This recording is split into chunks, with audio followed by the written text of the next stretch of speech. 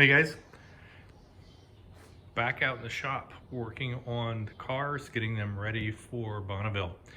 This is going to be super cool. I'm going to have 2 Camaros at Bonneville World of Speed this year. I'm very excited. My brother and his boy are very excited. So I'm continuing on in the car, and like I said in my last video, major changes with the car. We have the 273 gears in with the posi. That was a fairly big job, actually fairly easy once I got all the parts together and everything. And now just working my way back up to the engine, the torque converter, the transmission, the driveline, and got to do some major work on those, which is crazy. Here I am mid-June, and the event is first week, I believe, of September. So like I said in the other video, we're putting aluminum heads on the gray car here. The engine just isn't performing the way we want it. This engine should spin all the way up to 6,000 RPMs, and it takes a big nosedive at 4,700. That's simply not going to work for our application and our race. So I'm putting new heads on it. I called up the guys at AFR, very nice people. If you decide on AFR heads, I would suggest calling them up, talking to them directly. Super nice people. I talked to their inside sales guy. His name is Mark. Very helpful. On the black car here, I went through Summit and bought heads there. That's all fine and well. Summit is great. I love them. But you know, it's nice to go to the manufacturer and get a personal touch. So, hey, if you're in the market for AFR heads, just call them up directly. Super nice people. So I finally got them delivered a few days ago, and I'm gonna unbox them right now and do a couple clips on them. And what I'll do is I'll unbox them, probably take a spring or two off to just at least check them out and understand, you know, if there's any cosmoline in there or anything. And we'll go through it together. Okay, there you go. Here's the first head unboxed. What we have here is an AFR Eliminator. I think that's the name. It is the budget-friendly version of the cylinder heads that they offer. It's an ass-cast cylinder head, 202 intake, 160 exhaust with a 195 port, 190, 195 intake port. I asked them to set this up for a hydraulic flat tappet cam. They come from AFR typically with hydraulic roller cam valve springs. The hardware is really nice, the retainers and all the rest, super nice. You know, here are the guide plates, pretty cool. They have like a laser stencil or something that says AFR on the tang. That's very cool. And they have these nice screw-in studs as well.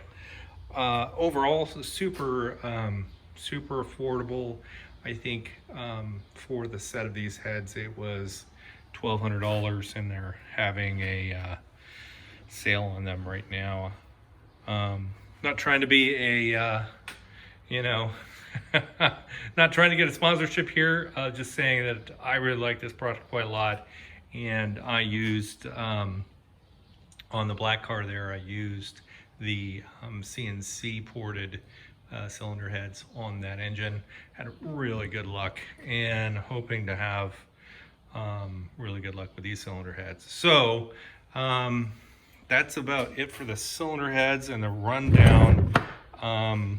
Very cool. And I will start tearing into this engine, which pains me because it runs so nicely now.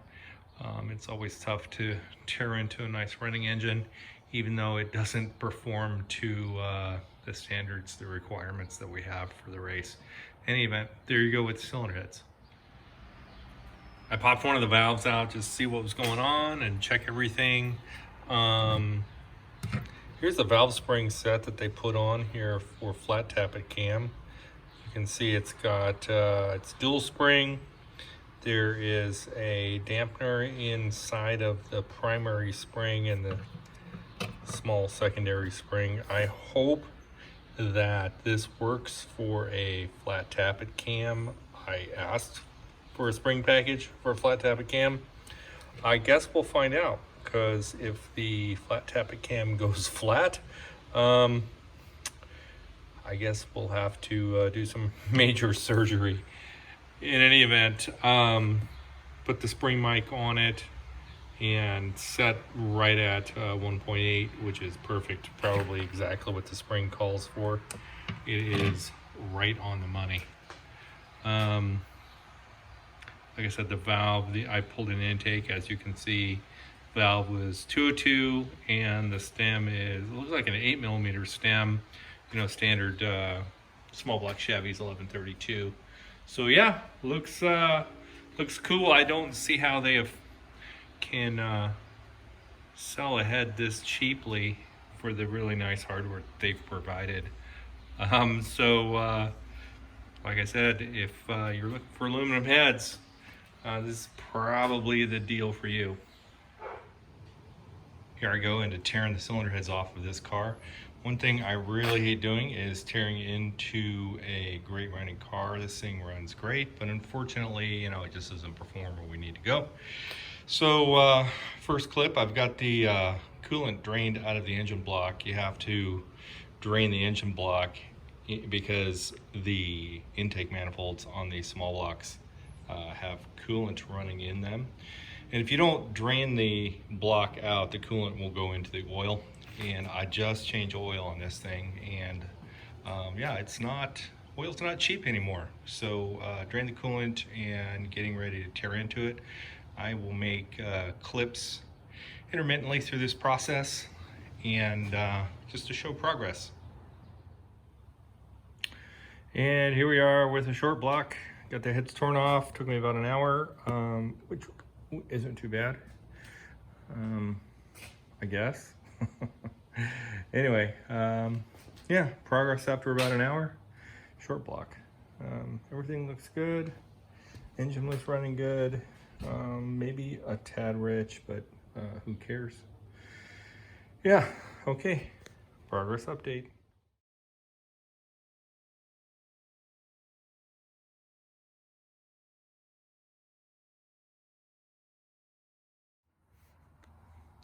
Okay, here it is, back together.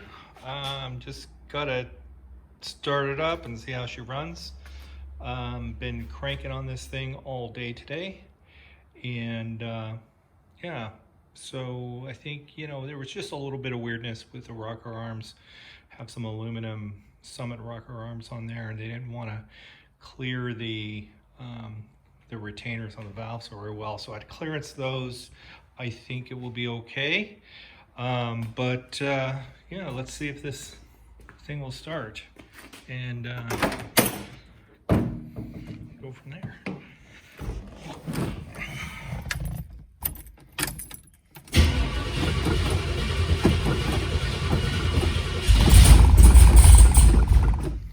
It's retarded. Okay.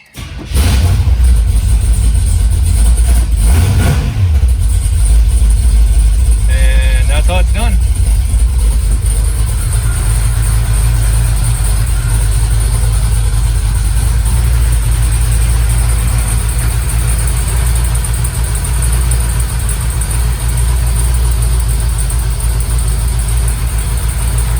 It's back alive for now. Just got back from a short test drive with the car after replacing the cylinder heads with the upgraded AFRs. Runs great. I haven't really gotten into it too much, and basically just drove it off the primaries without getting into the secondaries too much. Kind of wanting the springs to go through a few heat cycles first. That's what the directions recommended. And yes, believe it or not, I read the directions. But yeah, it runs great. There is definitely more power. The car with the new posi unit and the 273 gears, the whole car seems more sorted, lighter on the throttle, and overall just much more planted than it used to. Um, with the other gears and having the open carry or the open diff, it was a handful. So yeah, I'm really pleased with the results so far, and yeah, and I think it's a great conclusion to this project. So on to the next project. I spoke to the training guy. His name is Randy. Super nice guy. So if you're in Spokane, you need a transmission, he is the man. I've known Randy for a while, and he actually built the transmission for the Blue Bomber, and it worked out really well. So we're going to put another transmission in this one.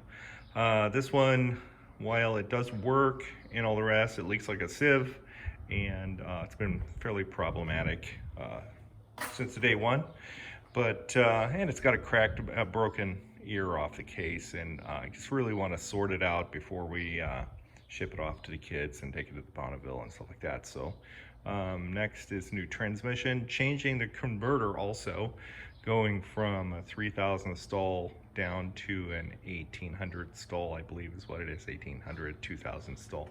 With the gears and the weight of the car, this particular converter is stalling clear up to 3,800 RPMs, almost 4,000 RPMs before it really starts locking down. So we want it to be at Bonneville just very locked up from off the starting line, but it's a balancing act. Without a stall converter and its camshaft, you're kind of fighting drivability a bit, and so I do have another converter, a little tighter converter I bought from Summit, and we'll throw that in there. And if that doesn't work, gosh, back to this stock converter, but I think the tighter converter from Summit will work really well. So conclusion to another project, another successful project.